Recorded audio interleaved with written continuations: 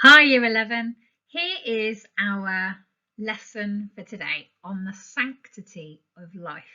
That's going to be your title, so pop that onto your paper now, please.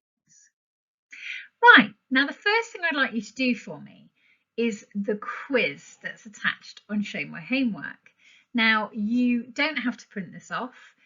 You can just read through the questions on the screen, and then it's multiple choice. If you press pause and go and do your quiz now, please. Right then, so you've done your quiz.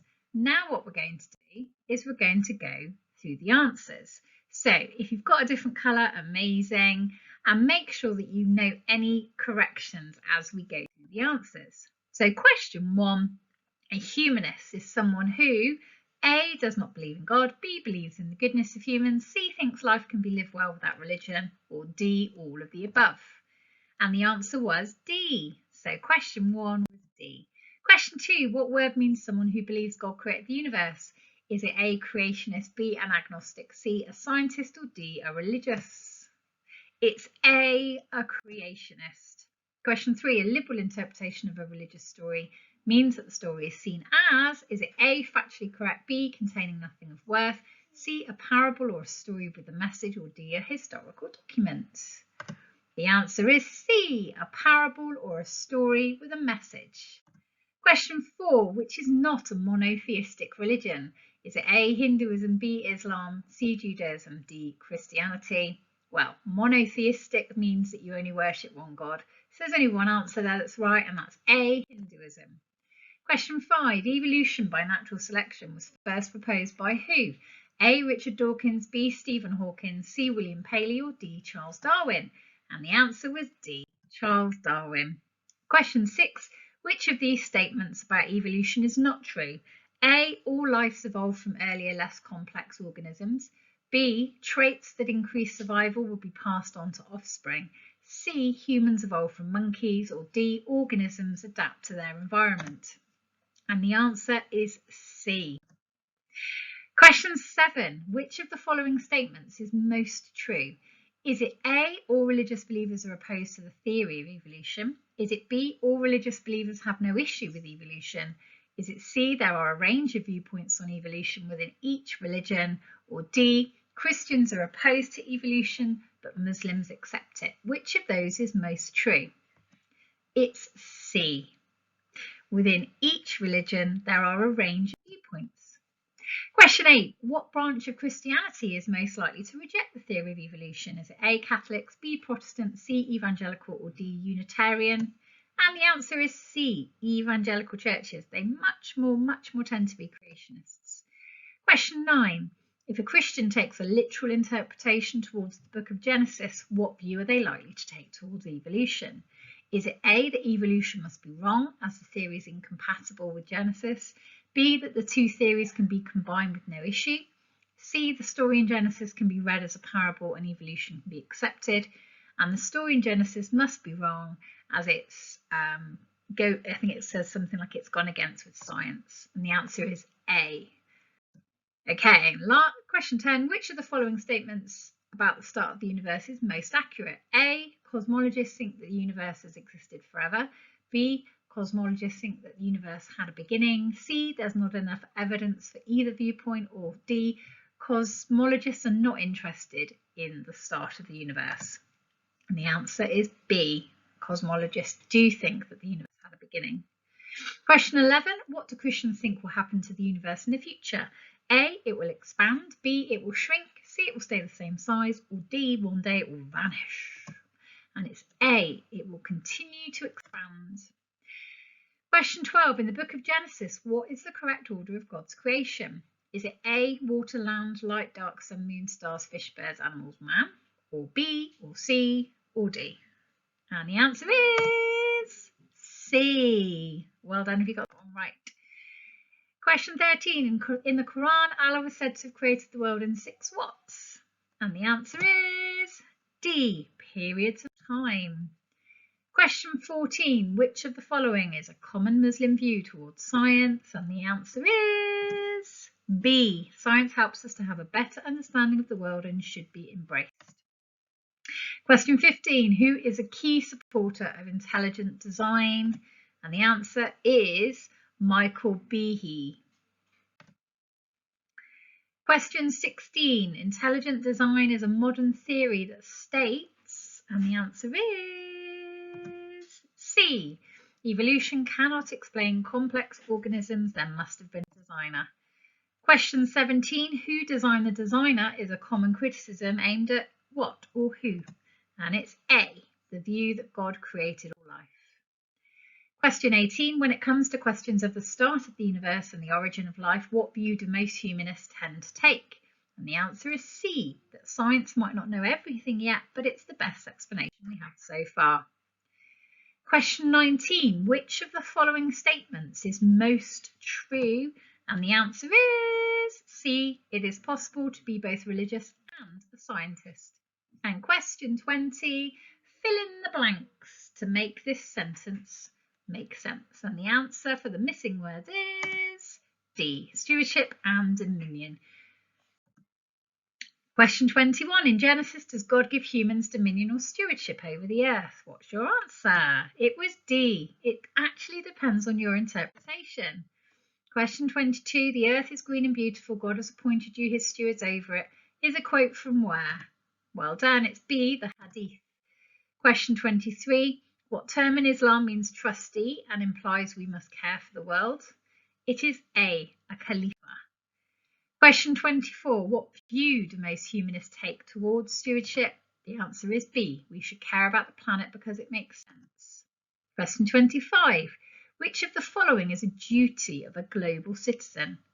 And the answer is D, all of the above. So, what was your score? What topics do you think you need to review? Don't forget to let me know. Send me your mark. That will be amazing. So, today's lesson, you are going to, by the end of the lesson, know what the sanctity of life means. And you're going to know what Christianity, Islam and humanism teaches about it. We're also going to examine the issue about equality of life. We are also, just to chuck it in there, going to look at the value of animal life, which links into what we learnt about last lesson, and the issue of something known as speciesism. Now, on the following slide, there are a number of different lives, and what I'd like you to do is to rank these lives from the most to the least valuable. So we've got, oh, and by the way, this is just a thought experiment. We're not making serious judgments about the value of each person's actual life. So, what do you reckon then? Which of these lives even, are more important than the others?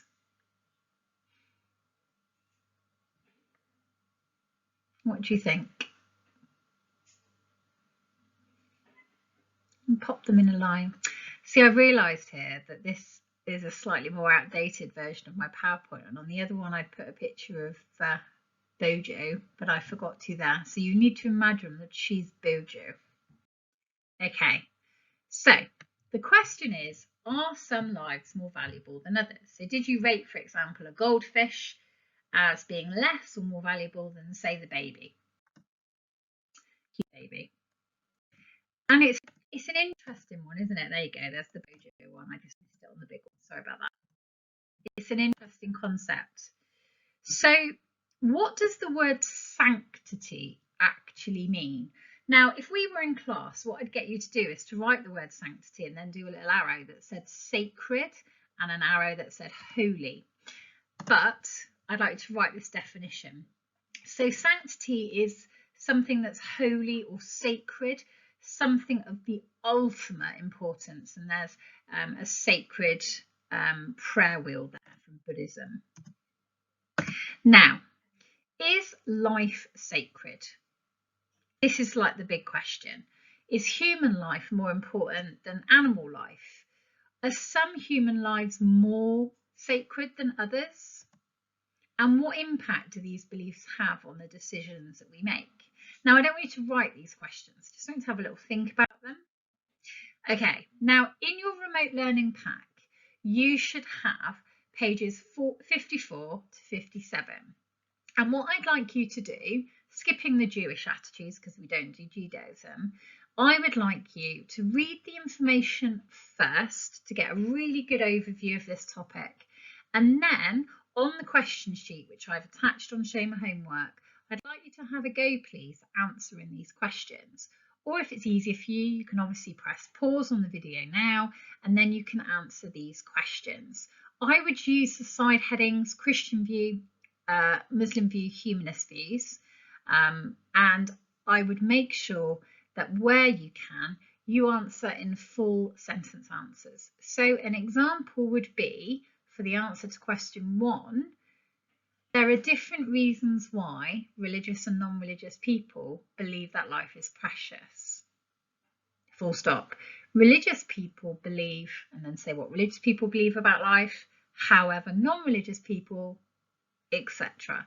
So you want to make sure that you understand the question and what the question is. If you've got a printer and you want to print these questions off, stick them in your book and then do the questions underneath, then of course you can do. Okay, so press pause and I'd like you to work on those questions now for me, please.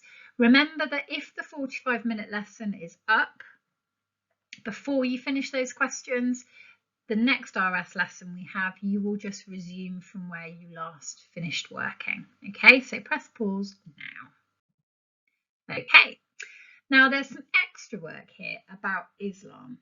Now these are going to help you with question 9. And within Islam, in the Quran, it says that nobody is allowed to take the life of anyone except by legal right, or just cause, that means. So as long as it's a reason that would be acceptable to Allah, then you can take a life within Islam. Now that will help you with question 9. Now, acceptable reasons that are mentioned in the Quran or the Hadith, like if somebody's committed murder, if somebody's resisting the true faith, if somebody is striving to overthrow the government, spreading disorder, illegitimate sexual intercourse, or apostasy, so leaving the religion of Islam. These are all reasons mentioned in the Quran and Hadith for somebody having their life taken. Right, so if you've got this far, you've done your Islam and your Christianity and humanist questions from the sheet. These are just some extra humanistic views for you to consider. If you don't believe in God, you must also believe life is worthless and has no meaning. What's your own opinion on this quote?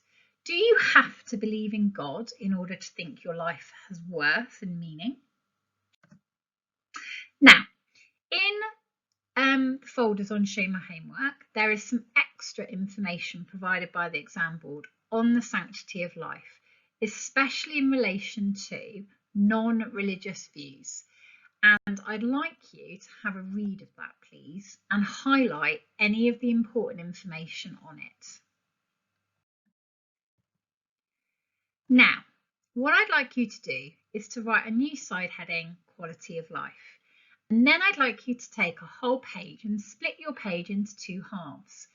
At the top of one column, I'd like you to write down the good quality of life. And then on the other one, poor quality of life. And for each one, I'd like you to bullet point the things that could improve your quality of life and things that could decrease your quality of life. So to give you an idea, something that can improve your quality of life is having nice food to eat. Poor quality of life would be not enough food. Poor quality of life might be living a life in pain. Have a go at adding some of your own ideas. Okay, now you've done that, I'd like you to read page 58 in your handout pack. And I'd like you to answer these 3 questions. In your book, first of all, write a definition of what quality of life means. Then B, name 3 ways that a government might measure someone's quality of life. And then C, 3 ways that a doctor might measure someone's quality of life. QOL is just short for quality of life. So press pause and do those questions now, please. Okay, so now I want you to think about why we need to learn about quality of life in RS. How does quality of life link to, say, a lesson on abortion or euthanasia? What do you think? Well, of course, An abortion might happen because a doctor has told the parents that if their unborn fetus is born, it won't have a quality of life.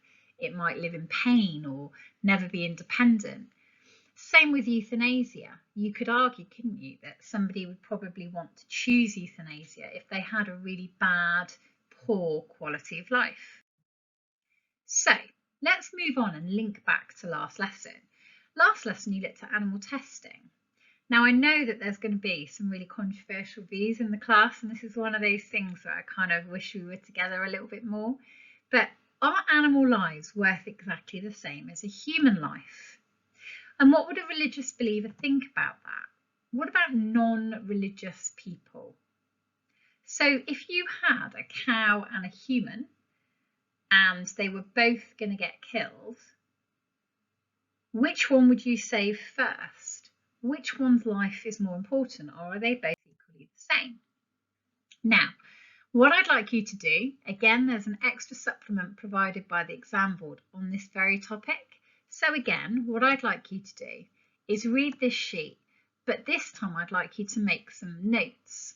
First of all, why do many religions believe that humans are more important than animals? I'll give you a clue, links to the soul, S-O-U-L. Why do some humanists and atheists disagree? And why do some humanists and atheists argue we should care more about human life than animal life? So press pause and answer those questions for me now, please. Welcome back. So now I'd like you to write a new title that says Speciesism. Now you've heard of racism and sexism. So what do you think speciesism is? So in order to find this out, you're going to read this sheet about a really interesting guy called Peter Singer and his theories and ideas around speciesism. Then I'd like you to answer these following questions. What is speciesism and what does Singer argue about it? What is sentience and why is sentience important when discussing the treatment of animals? You may have heard of the phrase sentient beings. Do you agree with Peter Singer? What are your thoughts? So press pause and answer those questions now, please.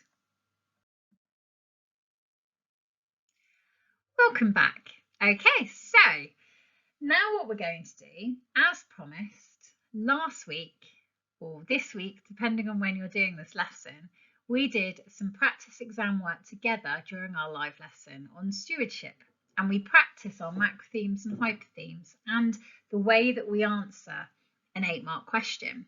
So now it's over to you. I would like you to answer this question. Explain from 2 different religions or 2 religious traditions the teachings about the value of life. Now this is a really tricky question. So what I would like you to do is to note the steps to success. First of all, you should talk about both Christianity and Islam, 1 paragraph on each. The question's asking for teachings, so this means you must refer to specific teachings from the Bible, Quran, or the Hadith. You need to explain what these teachings mean and how they would impact on the life of a believer. And you should aim to write up to a side of A4. Remember, you're splitting your paragraphs, splitting it into 2 paragraphs to make it easier to read, 1 on Islam, 1 on Christianity. Just remember though, please, that in a C question, you never talk about humanism, because humanism is not a religion and you get no marks for referring to it in a C question. So no humanism here, please. So what I'd like you to do is write the question for me down, please. And then I want you to set a timer for 8 minutes. Then I'd like you to send me the work that you complete in 8 minutes for me to mark. Good luck with your question. Don't forget your technical words and your sources of wisdom. Off you go.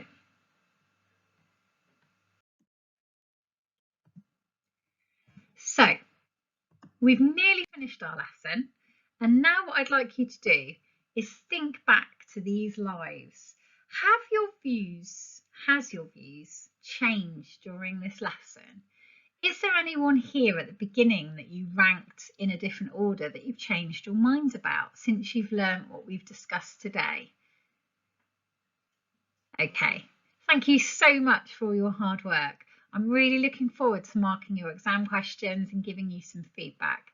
Don't forget, you can either email me your question or you can write it down, take a picture of it, and then you can send it to me. Thank you guys. Have a great day.